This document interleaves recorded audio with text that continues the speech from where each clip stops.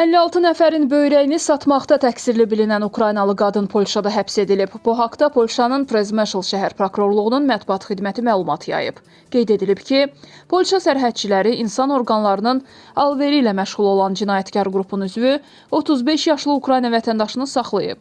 Qazaxstanda qadına qiyabi olaraq 12 il həbs cəzası verilib. Qadın martın 6-sında Interpolun sorğusu əsasında Polşa ilə Ukrayna arasında dəmir yolu keçidində saxlanılıb. Saxlanılan şəxs 2020-ci ilin noyabr ayından axtarışda olub. Qazaxstan xüsusi xidmət orqanlarının məlumatına görə qadın 2017-2019-cu illərdə cinayətkarlıqla məşğul olub. Onun qurbanları arasında Qazaxstan, Ermənistan, Azərbaycan, Ukrayna, Qırğızistan, Tacikistan, Özbəkistan və Tayland vətəndaşları olub.